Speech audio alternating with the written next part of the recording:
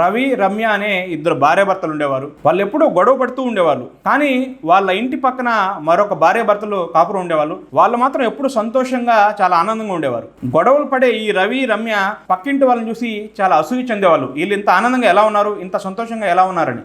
రమ్య అంటుంది తన భర్తతో, పక్కింటి వాళ్ళు చూడు ఎంత ఆనందంగా ఉన్నారు, రోజు నీ నస భరించలేక చచ్చిపోతున్నా అని రమ్య అంటుంది.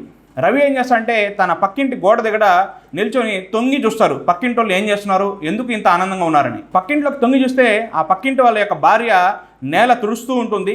ఇంతలోనే కిచెన్లో ఏదో శబ్దం వస్తే ఆ భార్య కిచెన్లోకి వెళ్తుంది. కిచెన్లోకి వెళ్ళంగానే తన భర్త పరిగెత్తుకుంటూ వచ్చి చూడక తను తుడుస్తూ ఉన్న నీళ్ళ బకెట్ని తన్నేస్తాడు.